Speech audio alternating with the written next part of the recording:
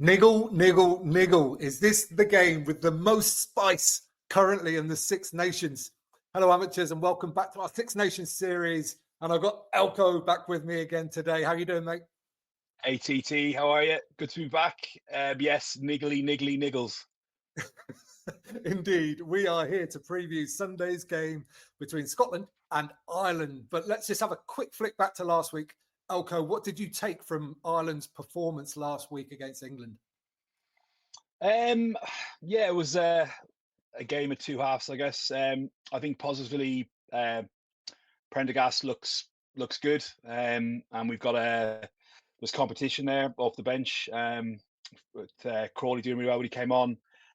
For me, just with my background, it was the fitness levels. I just thought we just looked so good, and our power and contact, obviously with Lowe and Bundy scoring those strides and breaking tackles was awesome.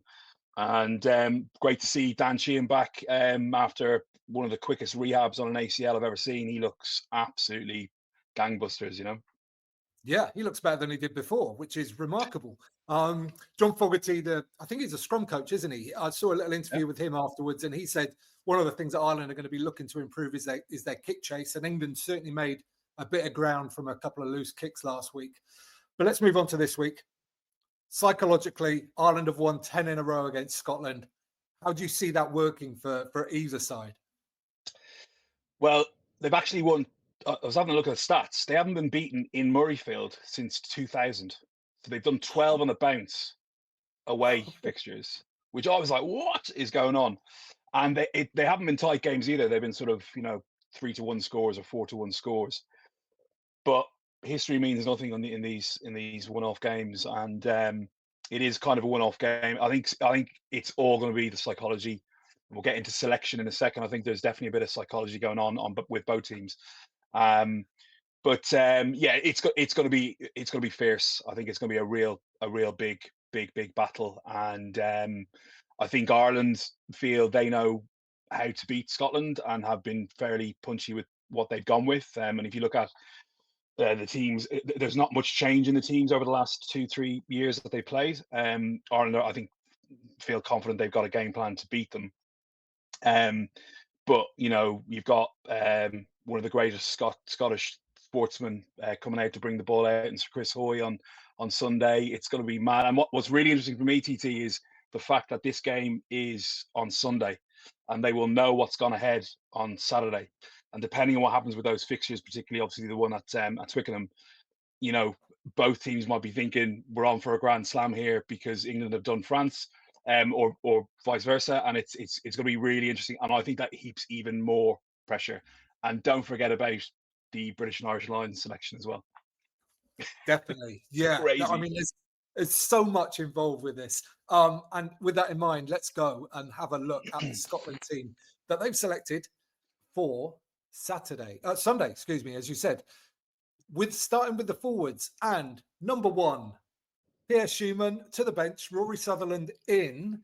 I think we're seeing more and more coaches give greater weight to what team finishes the game. And maybe this is a sign of that, because I think Schumann's been the number one for Scotland for quite a long time now. Yeah, I'm actually quite surprised with it. Particularly, well, Scotland struggled a little bit last week against the Italians. Well, although we've spoken before about how much we respect the Italian scrum, but they did get some change out of Scotland and got some wins. And I think Ireland probably would be thinking about going for them, and still will. But it's interesting listening to Gregor. We'll get into the bench in a second. The reasons I just quickly saw, the team's only been announced, 10-15 minutes, but he was talking about on their Twitter feed, the video there for the Scottish Twitter feed, around why he's picked some of the other players, and it was because of the impact they made last week. So it's kind of like, well, what are you doing? Are you looking for a big impact off the bench with Schumann? Then why are you swapping these guys in who maybe he's just trying to balance it up, and maybe he wants to freshen up the front row as well. Schumann's a fantastic player, and also he really gets the crowd going. Maybe that's a thing he's thinking about when he comes off the bench. The noise when he comes on will be deafening, I'd say. Yeah, the other thing that's just, excuse me, popped into my mind is that actually Sutherland's a smaller, more compact prop, and he might go a lot better against Finlay Beelum, who is so good at getting that scrum nice and low. So it might be an individual matchup thing that Scotland are going for here. Into the back row, and I think this is one that a lot of people suggested might happen. Dempsey coming back into 8 with Ferguson switching to 6 and Ritchie to the bench. What do you think? What do you make of that selection, Alco? I think it's now they didn't know what was happening on the other back row, which we'll get into shortly. But this is a very punchy, big, physical back row. George is on form, and that's going to be a fascinating matchup with the R7, with British and Irish Lions coming up. But I just think it's a big physical. Very, very different, I think, to what Ireland faced last week in terms of ball on the ground. But it's going to be a massive, massive test in the background. I think, there's matchups all over the place, but and some of it's really obvious. Set play is going to be absolutely crucial. But I think the back row will go a long way. That battle of who wins that, and who gets involved in the shithousery or doesn't, and keeps on the right side of this Southern Hemisphere referee we'll have on Sunday. Yeah, absolutely. Okay, let's go into the backs. And the big news here is that Tom Jordan's in at 12 for Stafford McDowell. Again, it's tough for Stafford McDowell. I think he's a really good player, but man, Jordan came on last week and really looked good. Yeah, it's an interesting one. Again, we'll look at the bench in a second. What are you doing? Jordan can play across 10, 12, but he's been playing them. I just had a quick look again. He's been playing most of his games at 10, I think. So maybe they feel that there's more opportunity on the outside edge, and they need a ball player in there. They're definitely missing Sione. There's no doubt about it. It's such a huge loss, and it would be for any team. Maybe he's a better defender. I think the Irish centre partnership that they picked will be very physical and going after. And just looking at the game last week, I thought McDowell was when he was good on the inside, but when they got an outside edge on him, he was very, very weak and gave a lot of meters. And I'm wondering, maybe they looked at that as well. But he's a good player and did very well when he came on last week, so it's exciting. And obviously beside him is Jones, who is on fire. He's coming in form just at the right time, and he needs to, because they're missing the Sione. So huge matchup in the centre, huge. Yeah, absolutely. And there were a lot of people in the comments section of this channel saying that Tom Jordan maybe should have started last week anyway. So he's clearly highly regarded there. Onto the bench, and this is all pretty much as expected, just with Sam Skinner back into the squad this week and straight onto the bench. I mean, he's been such a consistent performer for Scotland, I think, over a number of years, and almost always worn the 19 jersey. Yeah, well, I mean, this just screams what is going on here with a 6-2. That's all I thought. I didn't even look at the names. I went, holy Jesus, they're going 6-2. This is punchy, right? So, and it's kind of unusual, I think, but they're backing themselves. They know it's going to be a battle, and it is. And we're going 6-2, and we're going to beat you up. So it's interesting. It's going to be fascinating to see what happens. But even with that 6-2, I don't feel this bench is as good as Ireland's bench. Ireland's bench last week was a joke, and we'll get into that in a second. But it's even with the more forwards they have, I don't know. I think it's and also they're at a massive risk here if someone gets injured in the backs. So I mean, it's good Jordan can cover 10, 12 all across, and they've got the scrum half covered. But if I don't know, if they're really unlucky and get maybe one or two. Yes, yeah. But we know what happened 2 years ago, right? With Ireland, and they lost their hooker and then their other hooker, and had to have Healy at 2 in a scrum and Van der Fleer thrown in. So you don't know, you can get thrown a bit of a double. Let's see what happens. Yeah, it's always a gamble. Always the gamble when you go with this kind of thing. Okay, let's move on to Ireland. And they have gone. Kelleher keeps his place in the front row despite the remarkable performance of Sheehan off the bench. last week. But the big news, I would say, is Peter back on the blindside flank. Back from injury, he was available last week, but they felt, I think, that he wasn't quite at the fitness levels, and another week in camp would have seen him good. Oh, this is so funny. Do you know what? I don't know. I'm presuming that Andy Farrell has nothing to do with selection, but it's got a bit of a something about it. Like they're kind of goading the Scots. I mean, he's got such form with these guys. You know, when in that game in 2023, when Ireland beat them there, and had lost to two hookers, etc., etc. He said after in the post conference that Scotland had completely bottled it. Yeah. That's a quote, and it went down as well as you can imagine. And then obviously he's got form with Duan van der Merwe, what he said to him in the World Cup in terms of you're not good enough to be a Springbok, right? So this is massive, and it could be a really good foil to kind of get their players concentrating on one guy. He's going to get filled in. There's no doubt about it. They're going to target him. But on the flip side, I also think it's incredibly clever around the psychology, because it must be tough in some ways for the Irish with Andy not being there and being with the Lions, and then you've got to play. Everyone's got to play at their best to be picked for the Lions, but it must be a bit weird, and trying to keep everyone going through this period. It's the same players. They've brought in some fresh blood, but the squad has been fairly static for a long time in a good way. So they're all probably coming up with ways of stimulating, and him coming in, I think, is just awesome, because I think probably on both sides, but more so he will have the boys really going for it. He's been there, he's done it, he knows what this is all about, and it's a massive game for a massive players, and I don't think we lose anything, particularly in line-out. I think that's all good with who he's come in for. But I love it. I think it's punchy, and both teams, you can see this as a huge upfront physical battle. I can't wait. Yeah, same. And I think another thing that it does, like, this is going to be the headline. I think Omani starting is probably the headline going into this fixture now. So in some ways, it takes a lot of pressure off the other Irish players. They can just go about their business and just be slightly under the radar. I think it's really a selection masterstroke. Yeah, I agree. That I mean, I couldn't believe it when I saw it. I mean, I know he's not retired or anything, and he's been in and around. But I just thought, I mean, there was some talk around, maybe Conan getting into the team and maybe doing, being a swap with Doris because of how well he did last week. But it still has great balance. As I said, we don't lose anything in terms of line out options and things like that. And hopefully we've sorted our line out with I think 100% last week. I think it was, wasn't it? They didn't count that one, the overthrow, when Atoje got done for the penalty. So yeah, it's class selection. I agree. I think it's so clever. Yeah. Okay. Onto the backs, and there was a lot of chat about Prendergast or Crowley.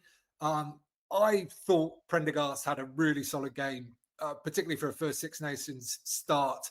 Like, there was a couple of errors for sure, but everybody makes errors. I thought some of his passing, some of his kicking at times, not always, but some of his kicking was excellent as well, and he ran with the ball well as well.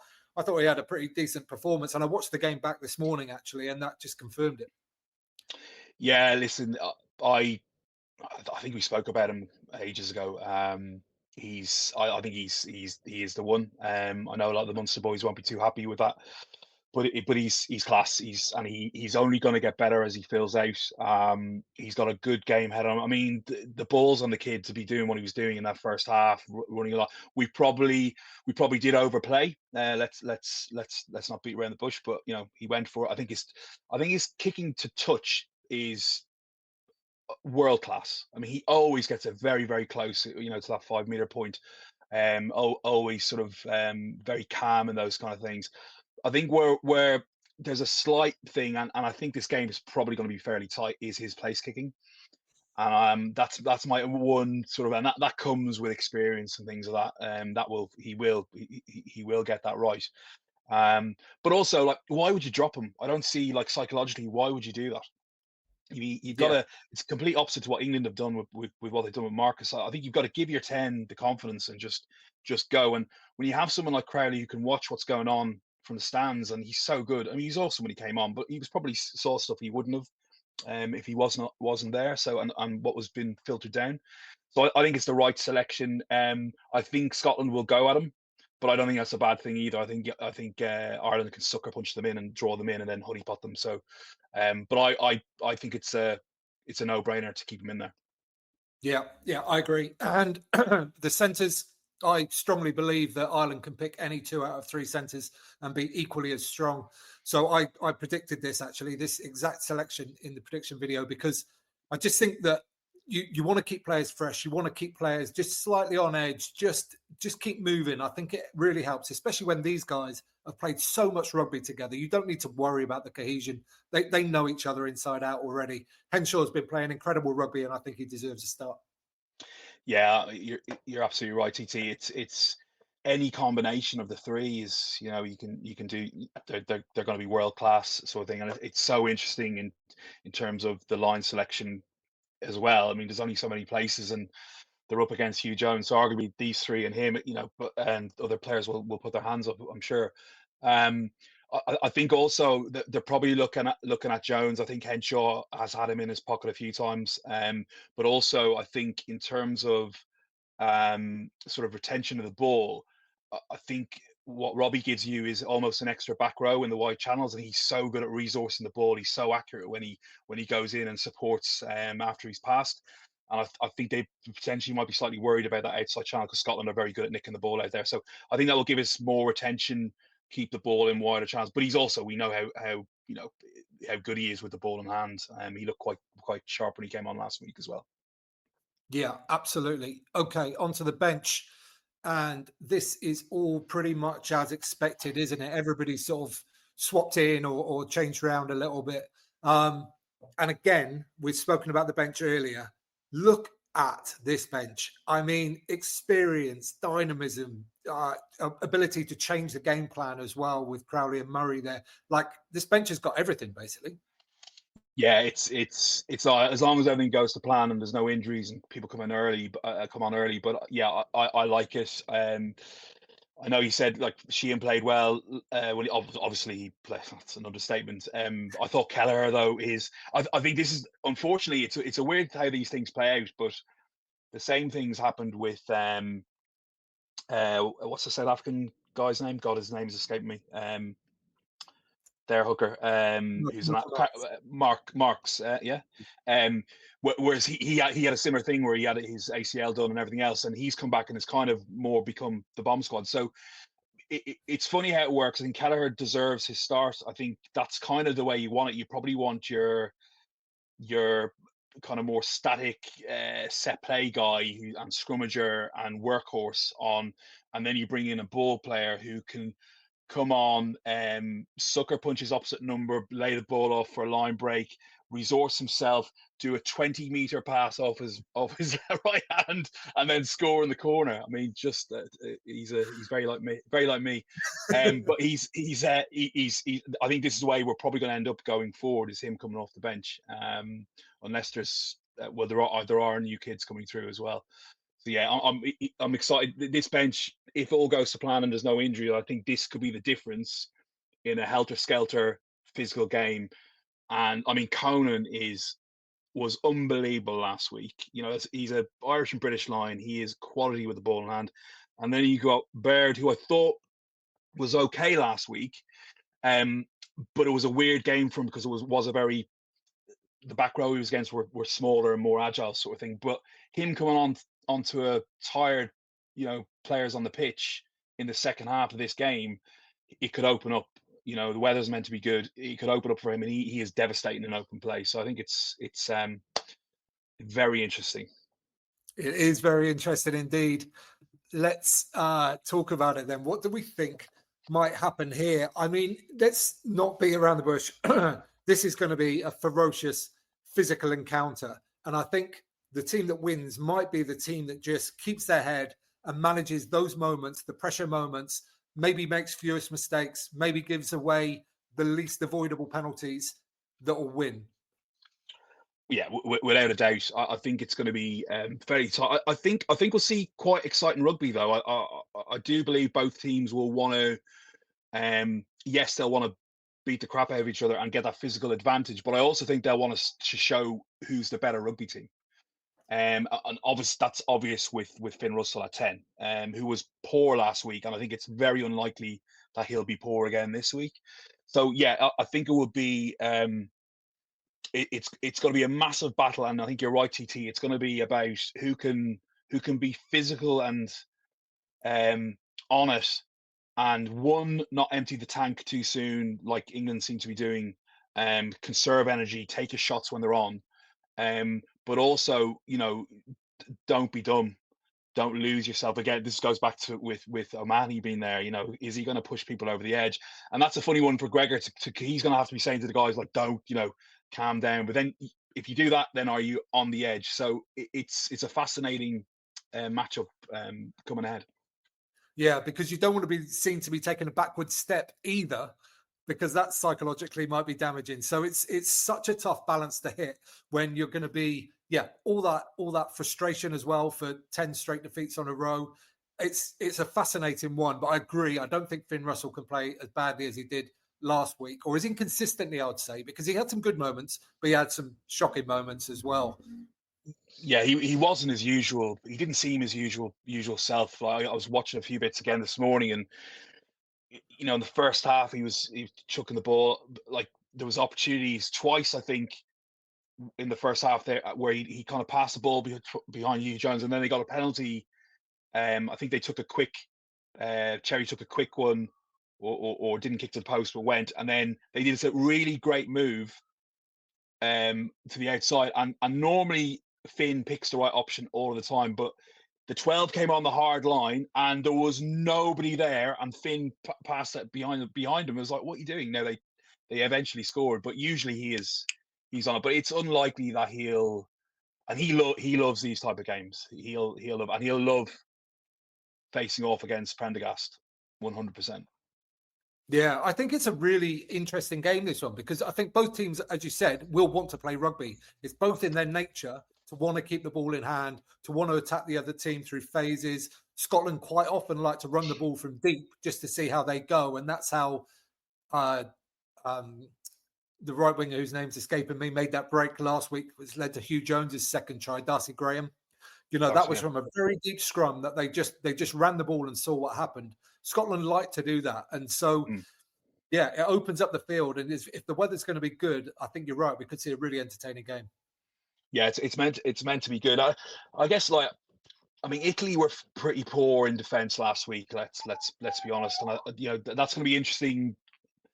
How sharp Scotland are going to be up for it, but were they tested last week? Ireland were definitely tested last week. There's no doubt about it. And then I guess it's Ireland. They, as I said earlier, like they know that how to beat Scotland, and they're quite comfortable going to Murrayfield. They've beaten them in World Cup. The provinces have smashed the two, Glasgow and Edinburgh, pretty much in most of the games.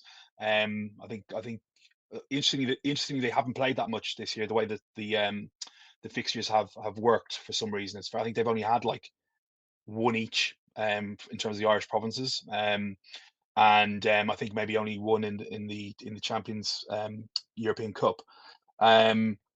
So Ireland are going to be very comfortable, and I think they'll feel that, weather the storm and will be okay, a bit like last week. But that's quite dangerous because you still got to take your shots, and if they're still thinking that and they wait too long to go and get it, then they might run out of time, sort of thing. But it's I would think like a one-score game. I don't think it's going to be. I haven't even looked at the bookies, but I'd imagine it's going to be a one-score game. Yeah, I'd imagine Ireland are favourites. But let's do it. Prediction time, Elko. What are you thinking? What am I thinking? Yeah, what score? Who's going to win by how much? I think it's going to be fairly high scoring. 20s. I'm going to go like 29-22 Ireland, I think, something like that. Yeah, and I'm thinking fairly similar. I think it could go tit for tat quite a lot throughout this game with some scores for both teams. But I just think that Irish bench has got too much. The Scotland bench is decent. Let's make no mistake about that. But I just think the Ireland bench has got absolutely everything, and it's likely to take this game home. I'm going to go a little bit higher scoring, 33-29 to Ireland, I think. Wowzers. I hope we're right. I hope we're right. It's high score. It'll probably be like 9-3 with a gale. Yeah. I always just like to predict high-scoring games. It's fun. Anyway, that's what we think, folks. But what do you think at home? Have we got it right? Have we got it wrong? Let us know in the comments down below. And any players that we didn't mention that you think will play a really pivotal role, let us know about that as well. While you're down there, give this video a thumbs up, please. It helps everybody find it. And Elko, thank you so much again today. Wonderful stuff. Thanks, CT. Great to be back. And people at home, you can subscribe there. You can watch that one next. And don't forget to get out and play.